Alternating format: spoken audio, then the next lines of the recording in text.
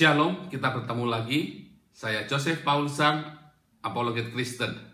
Banyak pertanyaan yang datang kepada saya, bagaimana sih puasanya orang Kristen? Itu orang-orang Islam berpuasa, orang-orang Buddha puasa, orang Hindu puasa.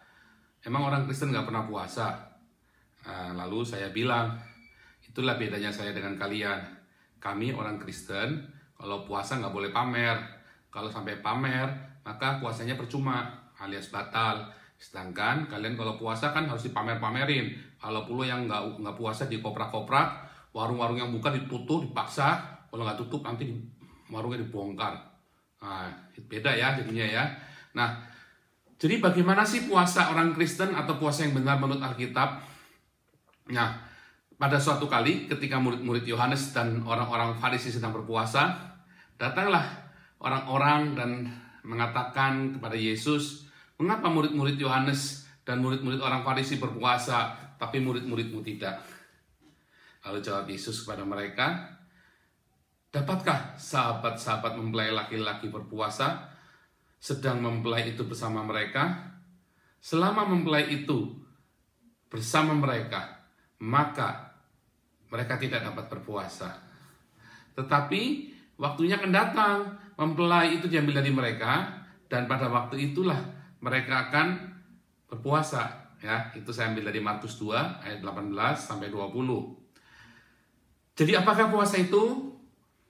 Puasa adalah cara meminta kepada Tuhan dengan memberikan atau menukar seluruh keinginan jasmania kita kepada Tuhan.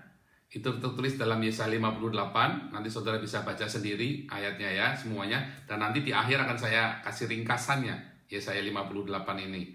Nah, dalam Alkitab ketika berpuasa biasanya dituliskan tidak makan dan tidak minum. Itu tertulis di dalam Keluaran 34 ayat 28. Apakah orang Kristen berpuasa? Oh ya, pasti. Seperti tadi saya katakan, ya. Apakah orang Kristen wajib berpuasa? Tidak. Sebab kekristenan bukanlah seperangkat aturan dan ritual, bukanlah seperangkat simbol dan keharusan-keharusan. Kekristenan adalah sebuah jalan hidup yang kita tempuh, yang kita pilih, yaitu jalan hidup Kristus, namanya Kristian. Pengikut Kristus, ya. Bagaimanakah pengikut Kristus itu? Firman Tuhan mengatakan, bila kamu saling mengasihi, maka dunia akan mengenal bahwa engkau adalah pengikutku, ya. Pengikut siapa? Kristus. Kristian, pengikut Kristus. Hukum Taurat dan semua ritual di dalamnya, ketentuan-ketentuan di dalamnya itu sudah dibatalkan oleh Yesus, ya. Di dalam Lukas 16 ayat 16 dikatakan, hukum Taurat dan kitab para nabi berlaku hanya sampai zaman Yohanes. Setelah itu semua orang berlomba memasuki kerajaan Allah. Kenapa? Karena dulu kerajaan Allah itu hanya milik orang Yahudi. Namun setelah hukum Taurat dan kitab para nabi ini digenapi oleh Yesus, maka kerajaan Allah ini dibuka bagi seluruh bangsa yang percaya kepada Yesus Kristus dan penebusannya di kayu salib. Ya, Efesus 2 ayat 15 juga menyebutkan bahwa dengan matinya Yesus di kayu salib, maka ia membatalkan semua hukum Taurat dan ketentuan di dalamnya.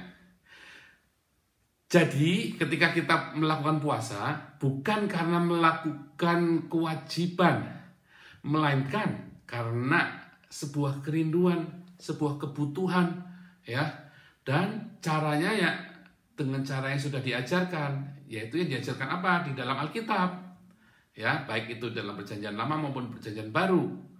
Jadi kita memandangnya bukan dengan benar salah cara itu, atau kalau tidak selesai cara puasa, tidak tuntas puasanya sesuai dengan cara Alkitab, maka kita berdosa atau menghina dan sebagainya, atau batal atau segala, enggak. Ya, namun ini adalah sebuah standar yang tertulis di dalam Alkitab. Bila kita melakukannya dengan benar, Anda akan mendapatkan manfaatnya. Kita akan mendapat manfaatnya.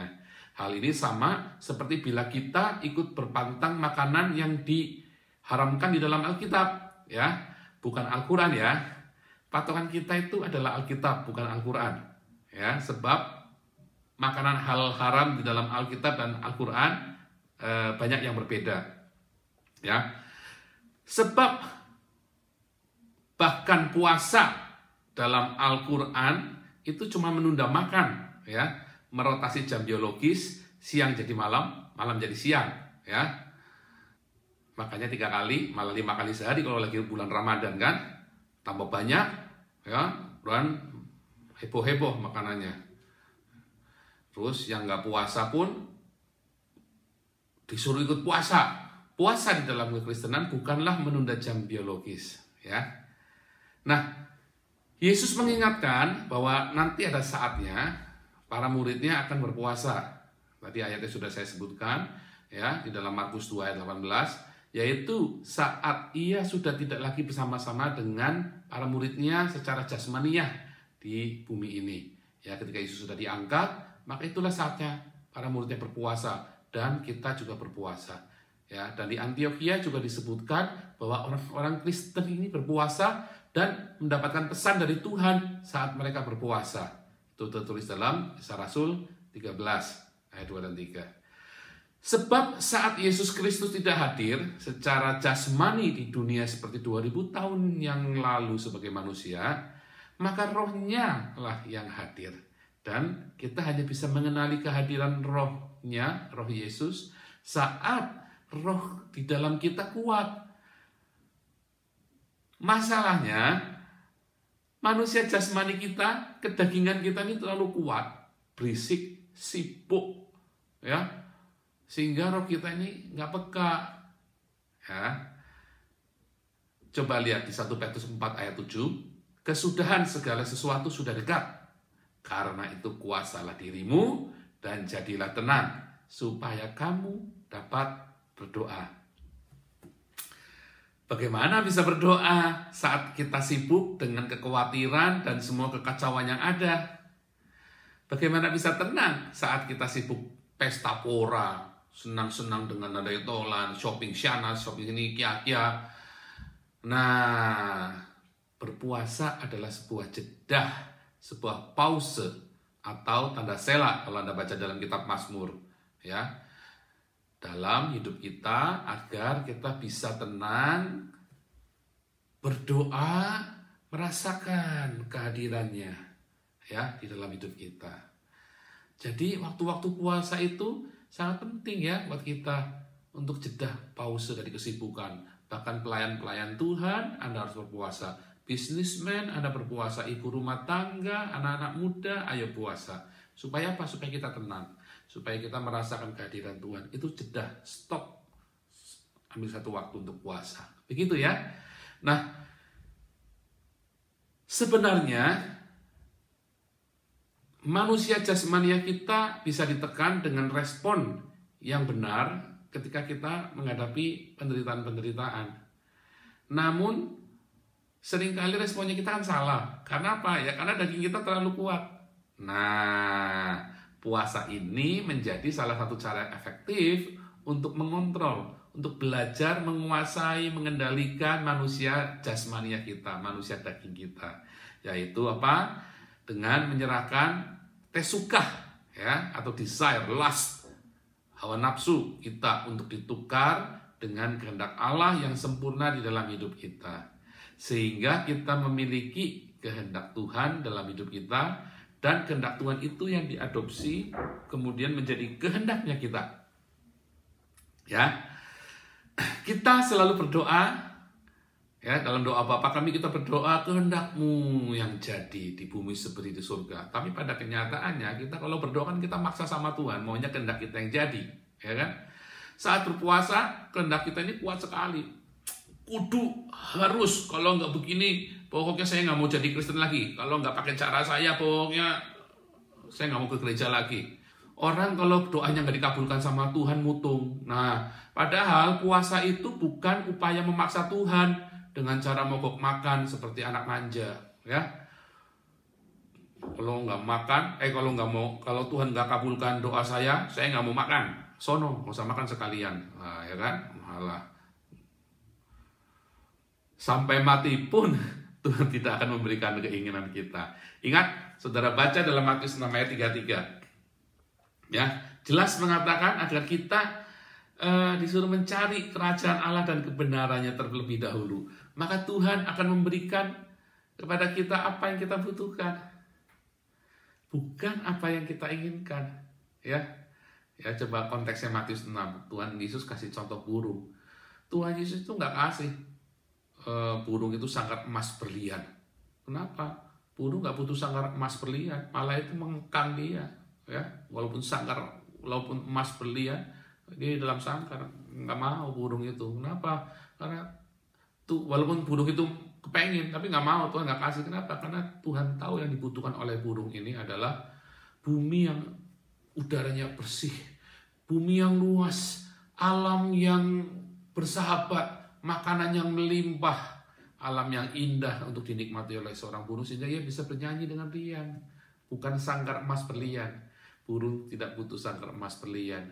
Burung membutuhkan alam yang segar, bebas polusi udara, kebebasan untuk terbang sana sini, ya, pergi jauh dengan riang.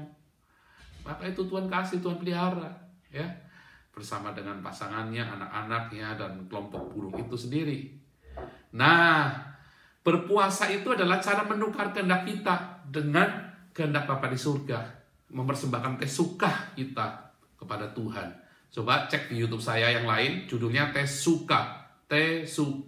Ya, di YouTube saya yang sebelumnya ada tertulis, ada saya rekam pengajaran tentang Tesukah ini dalam bahasa Indonesia, bahasa Inggris, bahasa Belanda, dan bahasa Jerman. Jadi Tesukah ini harus kita persembahkan kepada Tuhan, ya, seperti tertulis dalam Roma 12 ayat 1. Ya, persembahkanlah tubuhmu sebagai persembahan yang kudus, hidup, berkenan kepada Tuhan. Itulah ibadah kita. Hawa nafsu dan keinginan kita ini harus dipersembahkan sama Tuhan. Nah, puasa ini sarananya kita melatih daging, kontrol, kuasai, kendalikan untuk taat. Daging ini tunduk taat sama roh yang ada di dalam kita, ya. Sebab El adalah ruah, Allah adalah roh. Menyembahnya harus di dalam roh dan kebenaran. Yohanes 4 ayat 24. Nah, kita sering salah kaprah menyembah Tuhan itu dengan cara ritual dan simbol liturgis. Jasmani kita menyembah kelihatannya, tapi roh kita sebenarnya nggak menyembah. Kenapa? Karena jasmaninya kuat sekali. Kita pikir kita dengan ritual dan liturgis, dengan media-media, dengan gambar-gambar, simbol-simbol, dengan batu, patung, dan sebagainya, ya, rosario, dengan zikir, kita pikir kita bisa datang sama Tuhan. Nggak bisa. Selama jasmani kita itu masih kuat, nggak bisa. Oh, itu kan menolong, Pak Pendeta. Enggak, itu nggak menolong. Itu membantu Anda untuk berilusi tentang Tuhan. Ya, hati-hati ya. Nah, ibadah yang dilakukan dengan jasmaniah tanpa roh yang benar malah menyebabkan yang jahat. Contohnya apa? Contohnya Kain. Ya, sama-sama ibadah sama adiknya Kain dan Habil. Tapi Ibrani 11 ayat 4 dikatakan Habil mempersembahkan dengan iman, ya, melakukan korban dengan iman. Kain enggak. Jadi marah Kain. Kenapa? Karena persembahannya enggak diterima oleh Tuhan. Karena marah, ya, dibunuh Habilnya, adiknya, dipenuhi dengan tesukah, kemudian dibunuh. Ya, jadi ibadah pun kalau kita dengan cara yang salah, kita menyembah Tuhan dengan cara salah, malah bisa bunuh-bunuhan. Pendeta-pendeta yang suka menyerang satu dengan yang lain, itu tapi kita nggak mau bahas itu. Nah, jadi tesukahnya Kain terlalu kuat, ya, sama-sama ibadah, tapi tesukahnya nggak dipersembahkan sama Tuhan, nggak dibakar. Yang dipersembahkan apanya? Fisiknya, jasmani, cuman hanya dipersembahkan hanya materinya, tetapi hatinya enggak, ya. Sama seperti orang Israel. Nggak ada Musa, mereka bingung, ya, di padang gurun. Musanya lagi di Gunung Sinai, dia teriak-teriak, Harun, gimana kita nih, gimana caranya nih kita harus menyembah Elohim Yehova. Mereka mau menyembah Yehova Elohim loh, ya. Terus Harun bilang, kumpulin emas, kumpulinlah emas. Mereka bikin patung emas, patung lembu emas. Terus Harun bilang, orang Israel, inilah Yehova Elohim, sembahlah dia. Jadi mereka itu nyembah Yehova Elohim dalam wujud patung lembu itu. Nah, hati-hati kalau saudara-saudara yang berdalih berkata, enggak, saya nggak nyembah patung, saya nggak nyembah patung, kok saya menyembah Yesus. Ini kan hanya media. Hati-hati. Oh, saya nggak sujud sama patung, itu kan kita hanya wujud, kita menyayangi Tuhan. Oh enggak, saudara menyembah patung gitu. Sudah itu jelas tertulis dalam Keluaran 20 ayat 4. Jangan bikin patung apapun, jangan sujud menyembahnya. Di dalam Septuaginta juga sangat jelas sekali proskuneo. Proskuneo itu sujud nyembah dan cium. Nah, kita banyak yang suka cium-cium itu, zikir, rosario, terus apa itu yang benda-benda mesianik ya dari Israel itu. Oh, ini berdoa, terus sudah pakai tali, pakai shofar, itu disakralkan semua. Oh, jangan sampai ya. Itu adalah ibadah jasmania. Dan itu sangat berbahaya ketika saudara punya batas sucinya, batas suci jasmani. Oh, itu mengerikan ya. Batas suci kita itu ada di dalam roh kita. Makanya kita harus puasa supaya kita ngerti ya. Nah, jadi bahkan sampai hari ini beberapa gereja juga masih terikat dengan simbol patung gambar ritual liturgi yang dianggap menjadi media penyembahan kepada Allah. Hati-hati, Anda sedang masturbasi rohani ya. Roh Anda nggak peka, roh Anda nggak kuat, jasmani Anda kuat, Anda berpikir Anda bertemu dengan Allah padahal enggak ya. Nah, kemudian selanjutnya Paulus juga mengalami suatu masalah dalam hidupnya. Namun Tuhan izinkan agar dagingnya tidak memberontak dan rohnya menjadi lebih kuat dari dagingnya ya. Jadi saya katakan tadi bahwa selain dengan puasa, respon yang benar terhadap masalah itu juga akan memperlemah tesuka, memperlemah kedagingan kita, tesuka, tapi juga memperkuat manusia roh kita ya. 2 Korintus 12 ayat 9 katakan, tetapi jawab Tuhan kepadaku, cukuplah kasih karuniaku bagimu, sebab justru dalam kelemahanlah kuasaku menjadi sempurna. Sebab itu aku terlebih suka bermegah atas kelemahanku, supaya kuasa Kristus turun menaungi aku. 2 Korintus 12 ayat 9. Nah, Yesus selama menjadi manusia dia benar-benar manusia biasa ya. Dia berdarah, dia merasakan sakit, dia punya emosi, dia punya rasa marah, punya rasa sedih ya. Namun Yesus mengontrolnya ya. Makanya sebelum Yesus melayani, Yesus puasa 40 hari 40 malam. Para rasul setelah Yesus naik ke surga, mereka juga puasa dengan rajin loh ya. Malah disebutkan beberapa kali mereka berpuasa, contohnya Paulus sendiri. Nah, puasa itu bukan menunda makan. Tadi saya sudah katakan, bukan menunda jam biologis.